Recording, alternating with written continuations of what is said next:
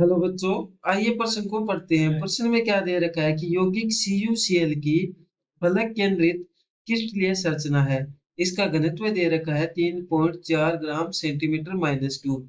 इकाई सेल की लंबाई हमें पूछी है। एक नंबर उत्तर क्या दे रखा है? एक नंबर में दे रखा है 5.783। ये एंगस्ट्रोम है। क्या है? एंगस्ट्रोम। गलती से लिखा गया है, एंगस्ट्रोम है ये। Angstrom angstrom. दो नंबर ऑप्शन क्या है? 6.783 एंगस्ट्रोम। तीन नंबर है 7.783 एंगस्ट्रोम। चार नंबर है 8.783 एंगस्ट्रोम। इस प्रश्न को हल करने के लिए सबसे पहले इसके मुख्य अवधारणा के बारे में समझते हैं। तो मुख्य अवधारणा में हम क्या देखेंगे? सबसे पहले तो हम ये देखेंगे कि हमें क्या पूछा, इकाई सेल की लंबाई, और दिया क्या हुआ है? घनत्व है। तो घनत्व और इकाई सेल की लंबाई के बीच संबंध देखते हैं। तो ये संबंध हमारा एक सूत्र होता है, रो बराबर जेड गुणा एम बटा ए क्यूब गुणा एन ए।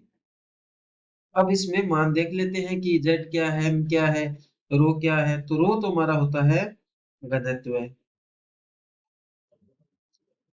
ये तो हमारा घनत्व होता है रो।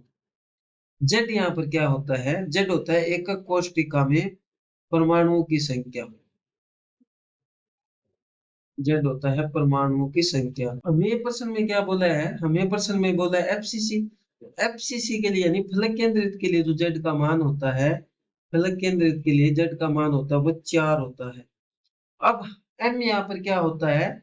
एम होता है आणविक द्रव्यमान, यौगिक का आणविक द्रव्यमान। तो यौगिक हमारे पास क्या है? यौगिक है CuCl। तो CuCl का आणविक द्रव्यमान होता है, वो होता है हमारे पास 99 ग्राम पर मोल। 99 ग्राम पर मोल ये CuCl का द्रव्यमान होता है। और क्या होता है? ए होता है यहाँ पर इकाई सेल की लंबाई। ए है वो इकाई सेल की लंबाई है। और एन ए क्या है यहाँ पर? एन ए है अवगाद्रो संख्या। इसका मान होता है 6.023 गुणा 10 की घात 23 ग्राम पर मोल। ये तो हमने इनके मान के बारे में चर्चा कर ली। अब आइए प्रश्न को हल करते हैं। तो प्रश्न में हमें रो कितना दिया हुआ है, यानी घनत्व हमारे पास है 3.4 ग्राम सेंटीमीटर माइनस क्यूब। ये मान इसमें रख देते हैं। तो ये 3.4 gram centimetre minus cube. Z हमने कितना देखा था? एफसीसी यानी फलक केंद्रित के लिए 4। एम 99 ग्राम पर मोल। और इकाई सेल की लंबाई हमें प्रश्न में पूछी है। एन ए का मान कितना था? 6.023 गुणा 10 की घात 23 ग्राम पर मोल। अब ग्राम पर मोल से ग्राम पर मोल कट जाएगा, तो हमारे पास जो ए क्यूब का मान आता है इसको हल करने पर, वो आता है हमारे पास 193.3 गुणा 10 की घात -24 सेंटीमीटर क्यूब। तो ये जब नीचे जाएगा सेंटीमीटर माइनस क्यूब, ऊपर जाएगा तो किसका हो जाएगा? प्लस का सेंटीमीटर क्यूब। तो अब हमारे पास ए कितना आ जाएगा?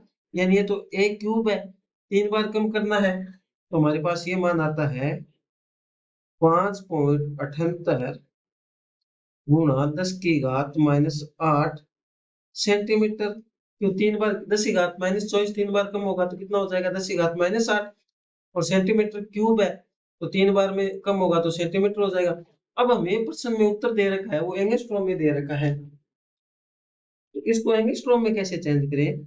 तो एक एंगस्ट्रॉम बराबर होता है 10 की घात -10 मीटर।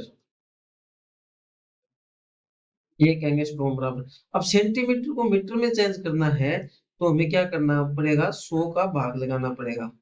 तो ये मीटर में चेंज हो जाएगा, तो यानी एंगस्ट्रॉम बन जाएगा 10 की घात -10। तो हमारे पास ए इकाई सेल की लंबाई कितनी आ जाएगी? 5.78 गुणा 10 की घात -10।